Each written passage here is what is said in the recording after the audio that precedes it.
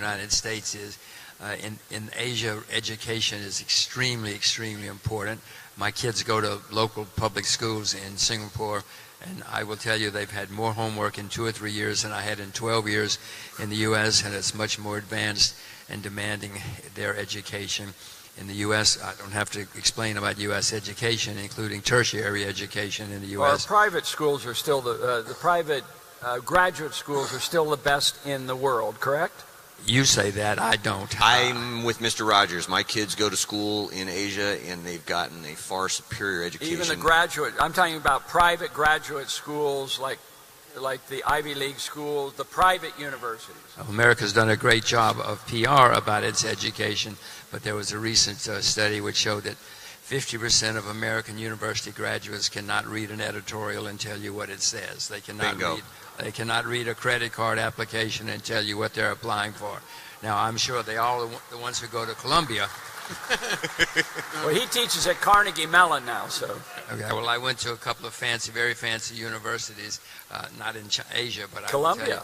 No, I went to Yale. Yale, oh, sorry. We taught at Columbia together, by the way. I just want you to know that. I taught at Columbia. You know, but you know how you know a point, person please. has gone to Yale University? Yes. They tell you. I didn't tell you. I didn't tell you. You said I went to Columbia. You said I went to Columbia. They say that about Harvard, too. Harvard, man. But the second major... And maybe even Princeton. No.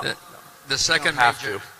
The second major difference in Asia and America today is that there's a gigantic rate of savings and investing in Asia. You know, in China, they save and invest over 35% of their income.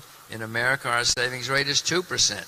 And America is now the largest debtor nation, not just the largest debtor nation in the world, but the largest debtor nation in the history of the world. Recorded history. In recorded history, yeah, But recorded do history. you buy into Ben Bernanke's argument that this is a savings glut and it's really keeping productivity down? Would you buy into that argument? Well, Mr. Bernanke went to Harvard and taught at Princeton. What more do I need to tell you?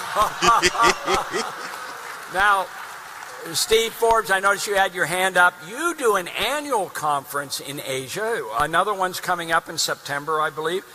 You seem to really like the Asian mentality. So what do you see? What can we learn from the Asians? Very simple. Work, low taxes, governments that get it, things happen. Very, very basic. And the Europeans mostly have forgotten it. The universities here are trying to make us forget it. That's why Freedom Fest is important. Libertarians are important. They won't let them forget. They may forget, but the rest of us won't. And we're going to take it back. So, Steve, what is the capital gains tax rate in Hong Kong? Zip. What is the tax on interest in dividends in Hong Kong? Zip. And their flat tax is 16%. But they do, if you love complexity, they have a progressive system, your choice, between 2% and 20%. That's the kind of choice we have to have here. And they don't change their tax laws every 2 or 3 years. You can depend on the tax rate. Singapore is the same way, correct? Yeah. Both of you. Very, very low taxes. Did you know that Joel Stern teaches at the University of Singapore? I did not. I should maybe go and take his course. But Yeah. I doubt if I would pass. I would like, by the way, I would like to make a comment just for a second. You know, when you talk about graduate schools and the like, where do students, if they have the wherewithal, choose to go? Because that's the market speaking. I teach at the National University of Singapore, and I want you to know something. If those students had the choice, they would go to Harvard, Stanford, Chicago, MIT, Wharton, easily over NUS. Why? Take a look again. There have been about 90 Nobel Prize winners in the field of economics. Can you mention anybody from Japan or China or who has won that? Only one in India? Jim is about to answer. Yeah, yes. I would remind you that the Nobel Prize in Economics started in 1969. Asia was here in 1969. Europe and America were here in 1969. Joel just made the point. all the Nobel economics winners are from the West. America's gone like this since 1969. Europe has gone like this since 1969. Asia has gone like this. Not a single Asian has ever won the Nobel Prize because the Nobel Prize is fixed. You know who picks the Nobel Prize winners? The academics. They reward each other. That's right. I mean, this is one of the greatest.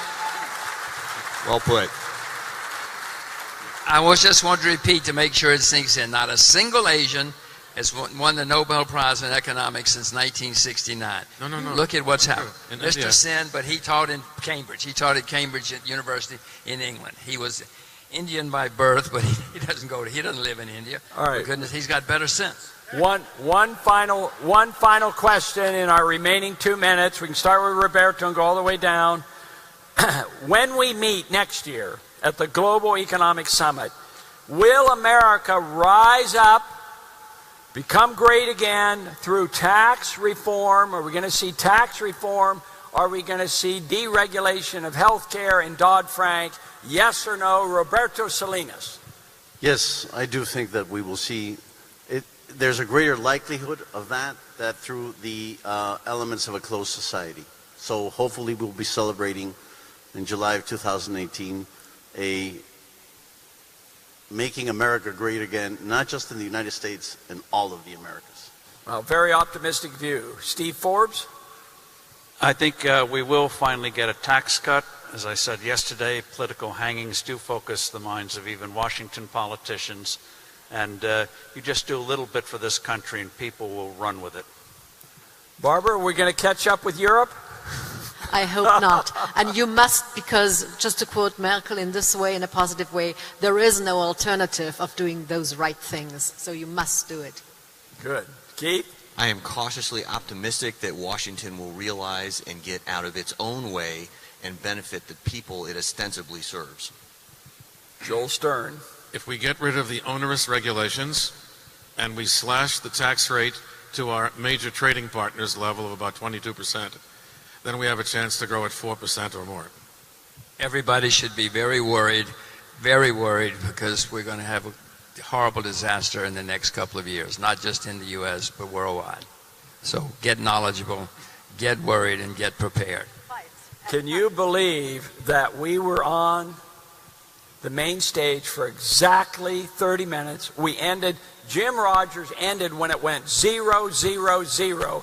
Give a warm up thanks for our great panelists. And you all have different sessions. We look forward to it. So I'm now going to turn the time back over to Naomi. Thank you.